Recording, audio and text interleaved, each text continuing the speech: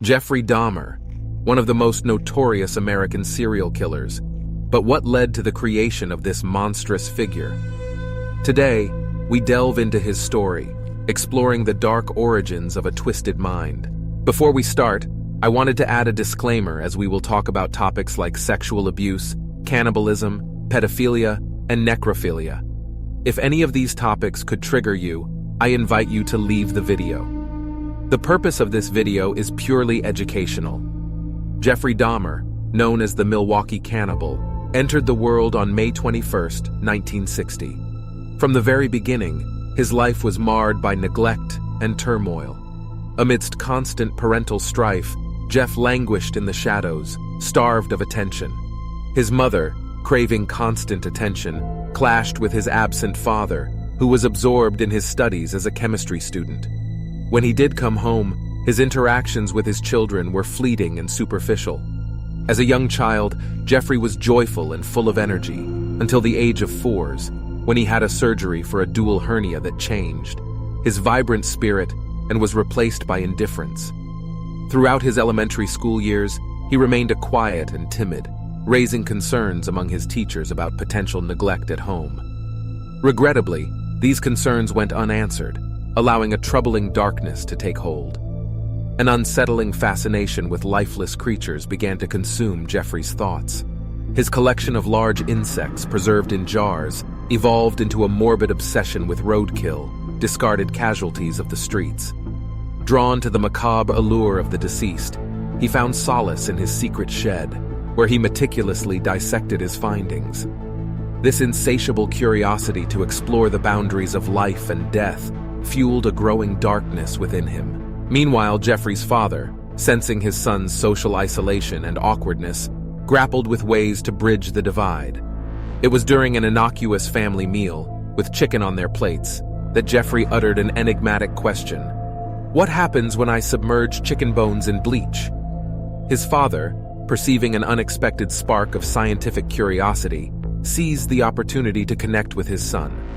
Encouraging this peculiar interest, he introduced Jeffrey to the secrets of safe bone preservation, unaware of the monstrous path he inadvertently paved. Little did they know, the innocuous chemistry lessons would set the stage for a descent into darkness, forever intertwining their fates. Dahmer's adolescence was a tumultuous journey through the depths of his inner turmoil and profound isolation. But beneath the surface, a more intriguing struggle took hold: the battle to understand and accept his own sexuality. In a time when society offered little understanding or acceptance of diverse sexual orientations, Dahmer's emerging homosexual feelings became a source of profound confusion and self-doubt. The weight of societal expectations only served to amplify his sense of isolation, trapping him in a web of secrets and unanswered questions. As he entered adulthood, a dangerous habit began to take root: his reliance on alcohol as a form of self-medication. High school presented its own set of challenges for Dahmer, and his growing alcohol abuse became an escape from the torment brewing within. Yet amidst the chaos, a sinister desire took hold, an unquenchable thirst for control and possession. Dahmer found himself on the fringes of high school society, an outsider struggling to connect with his peers on any meaningful level. His social awkwardness and withdrawal left him adrift in a sea of loneliness and rejection, eroding his fragile psyche day by day. Examining the early chapters of Dahmer's life, we begin to unravel the intricate web of influences that shaped him into one of history's most notorious serial killers. Within this darkness, we strive to shed light on the unfathomable depths of his depravity. Despite his longing for companionship, Dahmer's attempts at love and connection were met with heartbreak and rejection. Each instance of unrequited affection fueled his growing bitterness and despair, pushing him further down a path that would eventually lead to unspeakable horrors. Now, after a chilling glimpse into the first chapter of his life, let us delve into the harrowing tale of Jeffrey Dahmer's first murder.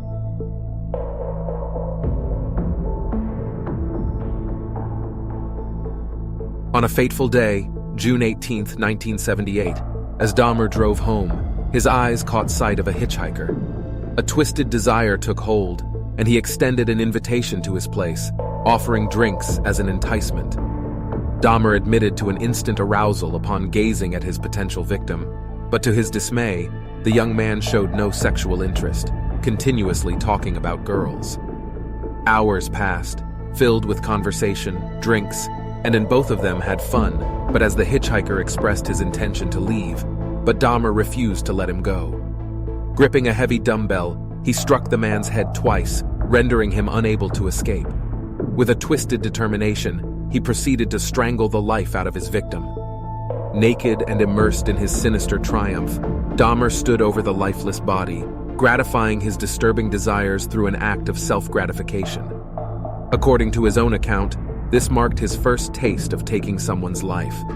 To conceal his heinous crime, he decided to bury the body in his backyard temporarily. However, it was merely a matter of weeks before he unearthed the remains, stripping the flesh from the bones. Employing acid, Dahmer dissolved the flesh before disposing of the solution down the toilet. The bones, shattered with a sledgehammer, found their final resting place scattered among the woodlands near his family home. In search of a fresh start, Dahmer attempted to embark on a college education, but found himself short-lived in academic pursuits. Seeking a new path, he enlisted in the army. However, disturbing reports later emerged from two soldiers, detailing the sexual abuse they endured at Dahmer's hands over a grueling 17-month period. Consequently, his time in the military was abruptly cut short due to his struggle with alcohol abuse. The next chapter of Dahmer's murderous spree unfolded on November 20th, 1987. Crossing paths with a 25-year-old man, he encountered him in a bar before luring him to the rented room at the notorious Ambassador Hotel in Milwaukee. Dahmer confessed, revealing that his initial intention wasn't murder. Instead, he sought to indulge in various substances and explore the depths of his victim's body. Morning light revealed a gruesome scene as Dahmer awoke to find the man sprawled on the floor, battered and bruised. Hauntingly, he professed no memory of the night's events. Yet to eliminate any trace of his monstrous act, he acquired a large suitcase to transport the lifeless body to his grandmother's residence, where he resided at the time. Driven by a perverse fascination, Dahmer sought to preserve the victim's head, submerging it in bleach. However, time eroded his grisly prize, causing it to crumble apart within weeks. Frustrated yet hungry for another trophy, he set his sights on actively seeking out new victims, descending further into the depths of his depravity. Targeting his victims in gay bars, Dahmer enticed them back to his lair under false pretenses. Once inside, he administered substances that rendered them unconscious, enabling him to subject them to unspeakable abuse before ending their lives with his hands wrapped firmly around their throats. But his sinister acts didn't stop there. Dahmer's depravity extended beyond murder as he methodically dismembered his victims, discarding everything except for the coveted prize, a skull, a grim trophy of his gruesome conquests. Fate nearly caught up with Dahmer when his grandmother stumbled upon him drugging a man's coffee. Fearing exposure, he opted not to kill that night, instead delivering the drugged individual to a general hospital. But the darkness within him remained undeterred, patiently awaiting its next opportunity. Eventually, the long arm of justice began to close in on Dahmer. His arrest came when he was caught luring a 13-year-old to his apartment. In January of 1989, he was convicted of second-degree sexual assault, though the sentencing was postponed until May of that year. Despite the conviction, Dahmer received a mere 5 years of probation, a work release permit, and the label of a registered sex offender. Undeterred by the legal repercussions, Dahmer continued his reign of terror. A 24-year-old man became his next victim, falling prey to the same sinister tactics employed before. A macabre shift occurred in 1990 when Dahmer acquired a Polaroid camera, capturing haunting images of his 32-year-old victim before dismembering the body and preserving the skull, which later became the subject of his twisted artwork. Yet, fate seemed to intervene as the skull of his next intended victim unexpectedly exploded. Unfazed by this setback, Dahmer changed tactics, resorting to throat-cutting to ensure the demise of a 27-year-old man. He gleefully documented his monstrous acts with Polaroid photographs, even preserving flesh and organs for later consumption. A morbid collection began to take shape, with Dahmer assembling a macabre museum of photographs, skulls, and artwork. The depths of his depravity knew no bounds. In a chilling incident, he drilled a hole into a victim's skull, attempting to control the man's fate, only to ultimately decide to end his life. A similar fate awaited a 14-year-old boy, but a stroke of luck allowed him to escape Dahmer's clutches. Discovered naked and confused by 3 young women, their concerns prompted a police response. Tragically, the authorities failed to fully investigate Dahmer's claims, falling for his falsehoods and dismissing the young boy's desperate pleas. This grave error led to his untimely demise at Dahmer's hands. On the date July 22, 1991, would mark a turning point in Dahmer's reign of terror. Inviting yet another man to his lair, this time something felt amiss. The visitor's intuition screamed danger, triggered by the foul stench and unsettling objects within Dahmer's abode. Summoning his strength, he fought back, delivering a forceful blow to Dahmer before fleeing to the police. When law enforcement arrived at Dahmer's den of horrors, the unimaginable unfolded before their eyes. A grotesque scene awaited them. 74 Polaroid photos depicting lifeless bodies, 4 decapitated heads stored in the freezer, 7 painted skulls, hearts and organs sealed within plastic bags, skeletal remains, and even severed genitalia strewn throughout the bedroom. On July 23, 1991, the truth of his horrifying crimes came crashing down as he admitted to the brutal murders of 16 young men. As the wheels of justice began to turn, Dahmer's trial commenced in January of the following year.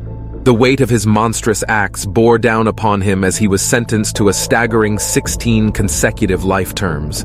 The walls of the prison would become his new home, forever separating him from the outside world. Yet the dangers within prison walls were just as ominous as those outside. Plagued by threats from fellow inmates, Dahmer's safety became a paramount concern. In a desperate bid to shield him from harm, authorities confined him to solitary confinement for the first year of his incarceration, further isolating him from any semblance of human contact.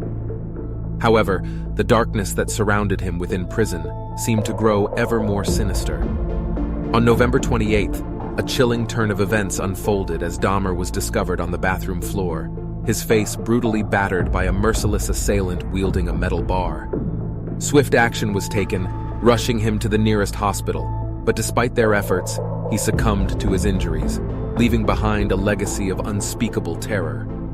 In a macabre twist, the inmate responsible for Dahmer's demise claimed that a divine directive guided his actions.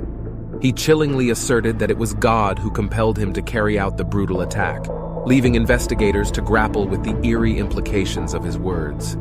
If you are interested in more familiar cases, subscribe and comment below which case you want me to cover. See you next time.